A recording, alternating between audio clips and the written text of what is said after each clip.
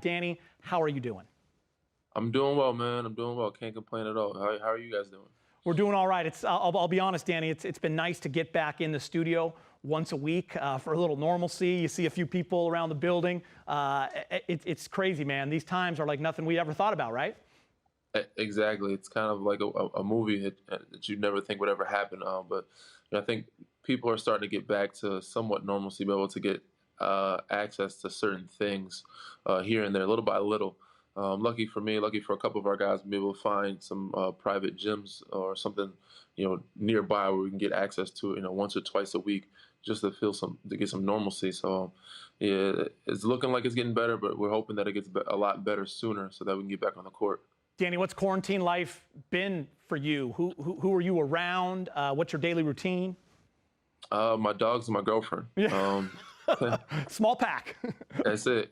Constant emails, phone calls, podcast interviews, figuring out ways to work out, running with them during the day, at nighttime, lifting. And it said, luckily, I found a private gym that I can get into a couple times a week with a friend who had access. But for the most part, it's a small knit group. Said I have a lot of time now to keep in contact with friends and teammates and actually check in and check up on people, especially back home in New York where it's a hotbed, where it's kind of crazy. A lot of my family's good, but a lot of their friends are passing away. So I'm just trying to keep them, in my prayers and comfort them as best I can from here. Yeah, I know Karl Anthony Towns recently lost his mother. I know the NBA world definitely reaching out to him as well. These are just such tough times, my friend. Man, big shout out to him and his family. We're sending our prayers and love. I got a chance to actually meet his family All-Star Weekend last year in Charlotte. And such great people, man. He's such a good kid. You hope nothing tragic happens to anybody, especially great people. But sending my love and prayers to him and his family, as well as many other people that have had some people passing due to this virus, especially back home in New York, and a lot of my friends and family. So I'm wishing everyone to the best health and sending my condolences and prayers to everybody who lost someone. Yeah, and I'm sorry from our end to you as well. Danny, I guess during the season you're pretty much, I don't want to say selfish, but when an athlete is in their season, it's about that time, and you're not worried about what everyone else is doing. But when you go through something like this, have you found it's brought a lot of people together in terms of your NBA circle? Definitely. Every circle has started to come together, just figure out how to beat this thing, to come for each other. As you can see, even the guys who have battles, you see Joel Embiid reach out to Karl Anthony Towns. Mm-hmm. They had their little battles. Obviously, it's a great, friendly, competitive nature. But this is bigger than basketball, and we want to make sure that our own, obviously it's a fraternity in itself, the NBA, but all our circles, we want to make sure everybody's safe and well and healthy. And obviously during this time, find ways to keep each other entertained, focused, and obviously staying in shape for when we do get back on, stay positive. But so the bigger picture and the more important thing is to make sure everyone's family is healthy, and we're definitely checking in on each other and bring each other close.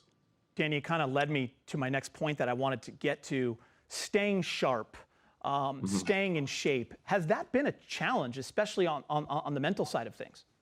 Definitely, man. Not just for me, but for many people. I've reading articles and seeing some guys have not been able to get access because you don't really realize that a lot of us don't have equipment in our house. We don't have Yep. gyms in our house. We don't build that because it's really unnecessary. It's not a necessity. We have a facility nearby. We have basketballs, equipment at our locker rooms. So a lot of times when things shut down and we can't get access to those facilities, it's like, man, I have 100 pairs of tights in there, but I don't have none at home. I have to find basketball shoes Yeah. here, and let alone a basketball. So we're like, damn, we have to find all this equipment, and then we don't have a hoop, we don't have a court. We have to figure out ways to dribble. If you can find one, great. But a lot of guys can't get that access, so it's a lot of people struggling to figure out ways and trying to stay sharp, especially teams that they feel are contenders, and the teams, or the organizations, or the rosters that actually win the waiting game and actually stay in shape during this time is the team that's going to win. Doesn't matter if you're a 1 seed or 8 seed. I really strongly believe that the group that actually stays together and communicates throughout this process and actually stays in shape is the team that's going to win. Doesn't matter the seeding. What about a thing like shooting? I mean, it's something that you probably take for granted. You've done every day for I don't know how many years, and now it's difficult to even find a way to do that. Yes, So before I was able to find a gym, luckily I had a basketball here. I had to find a pump. I had to get a pump to put some air in it, but I was able to just, get a feel for the ball, to touch for it, and actually know what I did when I was a kid, lay on my bed and shoot, or in a chair, whatever, shoot up at the ceiling, just to get a feel for it. So just, figuring out different ways just to get a feel for the ball, staying in shape. And then, so luckily enough, I found a gym where I get some shots up. And that first day, it wasn't too bad, but it was definitely weird, awkward, and trying to get a rhythm back. It's going to take some time, and luckily, I've been getting as much as I can, and I still have a pretty good feel for the game and feel for the ball. And my shooting is not as bad as I thought it would be. Danny, a moment ago, you brought up such a great point. I think of my own life. My 12-year-old daughter plays volleyball, and I'm one of the coaches on her team. And we don't know if this season's going to be canceled, but we're trying to keep them connected. We're doing Zoom workouts. And you said it best. You said it doesn't matter if you're an 8 seed or a 1 seed. It doesn't matter if you're 12 years old or if it's a guy like you that's been in the league and's got a couple of titles. Staying connected is not easy, but it is key. How have you guys been doing it? Well, we have a really tight-knit group. That's what I love about our group, and makes us the most fun. Not even on the court, but off the court, we actually care about each other, family and lives, and we check in. We have a lot of fun. We send memes, we send videos, just funny stuff of talking to each other and chopping it up. So that allows us to keep that relationship and keep our bond pretty strong. And then, Bron is checking in on guys, AD's checking on guys, making sure guys, if they have access to a gym or not, if they're in town or not, they can able to come their way and get workouts in, because he's working out with his son like a madman at least 4 to 5 times a week. So he gives us that option. But a lot of guys here, and most of them have gone back home to their families, stay close. But a lot of guys here have found access to something to be able to stay in shape. How important has a daily routine been during this time, especially when it comes to the basketball side of things in terms of staying in shape and eating right? I don't think it's that important. Right now, I said it doesn't matter the hours that you're getting in as long as you're getting them in. My sleep is not on just normal schedule. It never is, even during the season, but it's way out of whack right now. I'm sure everybody's sleep schedule is way out of whack. But I make sure I get the hours in, getting my lifting in, or my running in, my conditioning and on the court. But at least having a routine of getting those things in. It doesn't matter the hours, but at least getting those things in, at least 3 or 4 times a week with each thing, is important. But you don't have to have a predicated hour day by day routine, as long as you're getting some work in at least 3 or 4 times throughout the week, or at least 2 or 3 times a week, so that you're not totally out of shape, depending on your body and your genes and how well you react to rest time. Dude, did you get a Peloton bike? Did I hear that on your Instagram? I did. Rudy Gay, I had him on my podcast, and he kind of talked me into getting one. I was thinking about getting a treadmill too, because they just shut down. I'm located not too far from the beach, but they just shut down beaches and trails, so not able to run on the beach anymore. It's not as nice. So I was thinking about getting a treadmill, but those are so expensive. I was like, I don't know. By the time it gets here, we might be back on the court. So it was like, it's a 3 to 4 week turnaround before they ship it out, and I'm just like, nah, and it's too expensive. So Peloton came in pretty quick. A little cheaper than the treadmill, actually a lot cheaper than the treadmill. And, I'm ready to get that thing up and running. Setting up a nice little gym area in my garage where I had to create one, figure out how to, buy weights and put machines together. Danny, you were coming off a pretty fun season there in Toronto, winning your 2nd championship. For us Laker fans and those of us that cover the Lakers, these last 7 years have been pretty tough. We're obviously very spoiled. We were having a lot of fun. For you, man, was this a fun season? I mean, things were really rolling. Definitely. Not even from a individual personal success standpoint. I was able to have my best season as an individual player, but just being around the guys and having fun with the group and how much success our group is having, I think guys understood the bigger picture and having so much fun. Nobody really cared the numbers that they got or what they were doing individually. We had so many different pieces bring so much to the table to where we were having fun and winning games. Whether we're playing 10, 15 minutes or 20, 25 minutes or 5 minutes, guys didn't really care. We were having so much fun. So, yeah, this is definitely one of the most fun seasons I've had since I've been in the league, because we're winning and because it wasn't a priority for guys. Nobody's fighting over time, minutes, or touches. Everybody just did their part and fell in line and did their role the best they could, to their ability, best of their ability. Danny, I'm interested to see kind of your point of view, because I know from the fans' point of view, from the media's point of view, especially after that last weekend, you beat the Bucks, you beat the Clippers. The way you guys beat them, it had that playoff type atmosphere. I think it showed the entire NBA the Lakers legitimately have a great chance at a championship. I'm sure you guys already knew you did. You know what kind of team you have. You've been a part of championship teams, but man, it was really tough seeing that the season got suspended right at that time when you guys had just come off those big wins, right?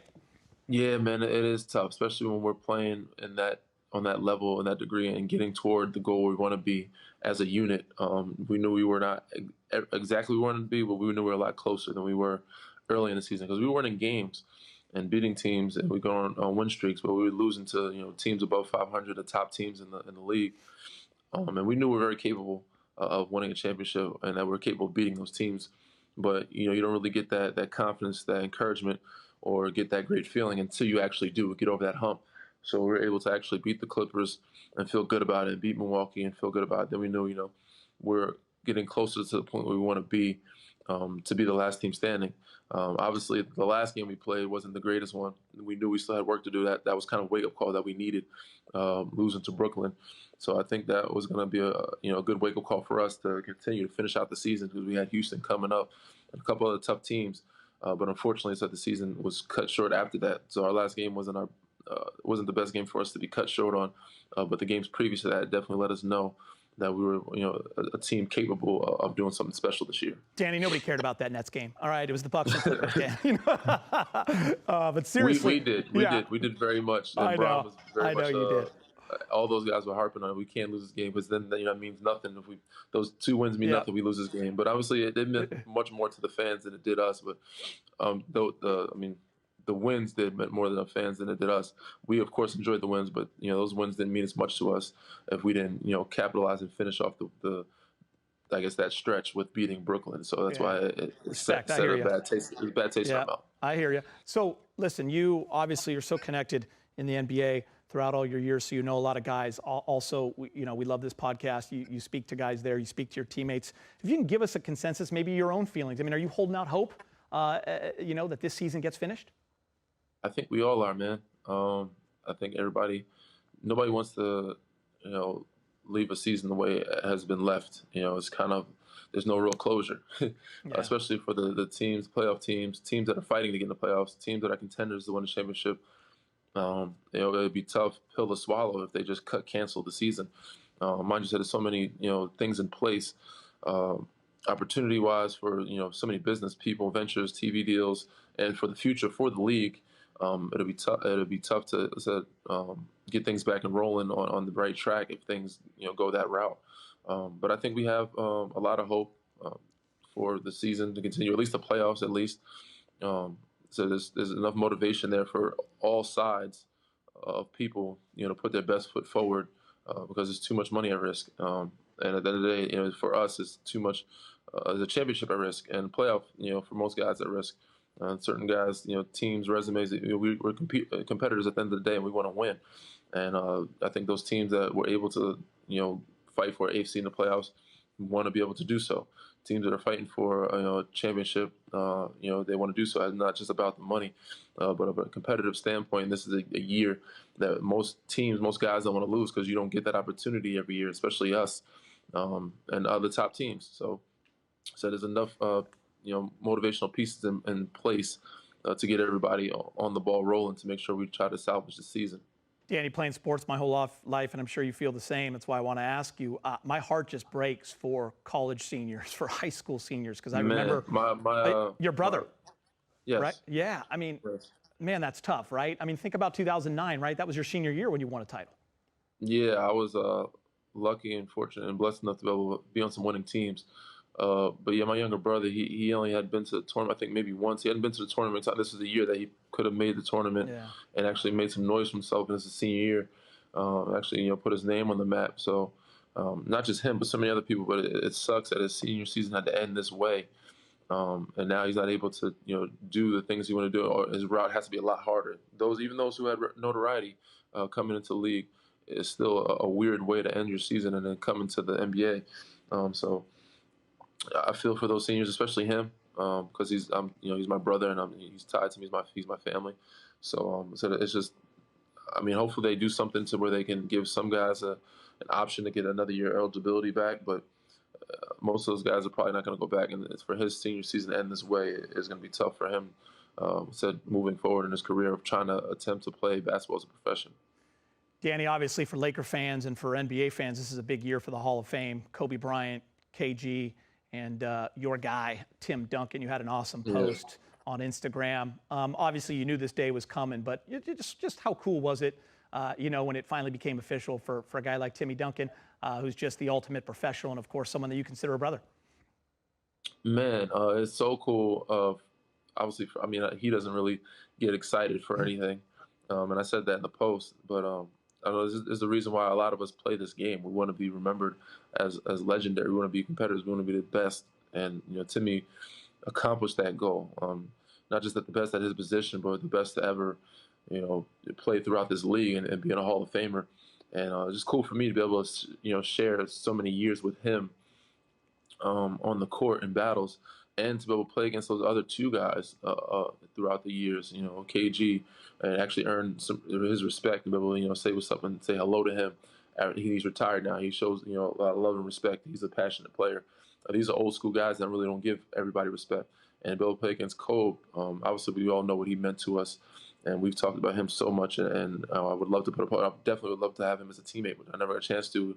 But be able to come to this organization and be part of the family, and him to look at me as part of the family was very special. And to see all those guys inducted, it's a special class, man. I don't think there's going to be anyone better than this class, unless Bron, D Wade, Melo, and KD, and all those guys, retiring or inducted at the same time. But I don't think there's a better, Hall of Fame class going in than this one. And I think it's pretty cool that as a kid growing up, I watched a lot of these guys play, and I idolized them, and I was able to share the court with some of them, play against them, and compete against some of them. So it was a special moment for them, I'm sure, of course, but definitely for the people around them who got a chance to, be their teammates or play against them. So well said. And Danny, before we wrap this up, just two last questions. One that we've kind of asked everyone, in terms of how long do you think before, a team can step back on that floor? How long would be good for you guys, do you think, in terms of like mini camp or being able to feel good about getting back on the court? I think we would need at least 2 weeks of practice just for guys to feel like they get back in shape. That would be ideal. If we got gyms and facilities open, we would get at least, a week and a half, 2 weeks of practice. And then hopefully a week of playing, at least a week of playing games, maybe 2 weeks of playing games before we get into the playoffs. I think if they want to get into playoffs, I think they need, if teams want to feel comfortable about playing, well and have a good chemistry, I think we'd have to be on the court for at least a month before playoffs started, and at least 2 weeks before we started playing any type of basketball. So that's ideal, I think, situation for us, for me anyway. But I'm sure other guys have different opinions. But we'll see what the league can pull off. I think at the end of the day, they just want to be able to get the games going as soon as possible, as fast as possible, with efficiency, without getting the players injured. And I think we all are on the same page when it comes to that. And we just want to play basketball again. I think guys will just be excited, whether it's with fans or not. I think guys will just be excited about to get back with their teams and be able to play again. Danny, I don't care how weird it is without fans. I need it, man. We got to get it back. I'm with you on that. I'm with you on that. It would be weird, though. I need fans to be very weird. Very weird. But, if we have to win a championship without fans, man, and it gives us opportunity, because we don't have how much longer we have with this group or these guys at this age. Truth. Playing at the level they're playing at. And if it has to be without fans, guess what? I'll take a ring without fans if I have that. If they say, oh, you want a ring or you want to have fans, I'll take the ring without fans. All day, every day. All right, last question. I think it's the most asked question actually out there right now, but it's kind of what everyone wants to know because we're all in the same boat. What are your favorite shows to binge? Like, do you got a couple of recommendations for us? I mean, Frank Vogel gave me a couple. Everyone's been spitting them out. Of course, man. Of course. I've been watching a lot of stuff, man. I've been watching Snowfall. I watched The Outsider. I've been watching Cold real Cases, quick. Outsiders. Lock and Key. Outsiders. I've had 3 people tell me about Outsiders. Do I need to watch that? The Outsider, it was good. It started off good, and it's a little different, science fiction, but there's so many different outlets that I've got a chance to watch and binge watch that were really good. Lock and Key is a good one if you have kids. There's too many, man. Netflix has a bunch of shows, and it's hard for me to remember. Were you Ozark fan? Ozark was amazing. Ozark was really good. So yeah, there's a lot of shows. Even The Boys. The Boys was a good one. It's on Amazon or Prime, and then on Hulu, there's Snowfall and a bunch of other good shows. But Man, I said there's so many shows that I went through. I can't remember them all, but there's a lot of good ones, man. And if I can get the list together for you, I would definitely send it to you. Yeah, And I'm hey, sure you'll enjoy all of them. I would like that. We'll actually tweet you and we'll get that list because you just gave us about 6 or 7 great ones right there. But I have to ask the last thing. Did you Yeah. watch Tiger King? I did watch Tiger King. Little trip to Loonville? Yeah, it was interesting, fun to watch, different, but entertaining, and I think everybody had a good kick out of it. So I'm sure they'll have more shows like that coming out soon. Danny, we appreciate you, man, and keep up all the great work, and we appreciate your podcast. Thank you, man. I appreciate you.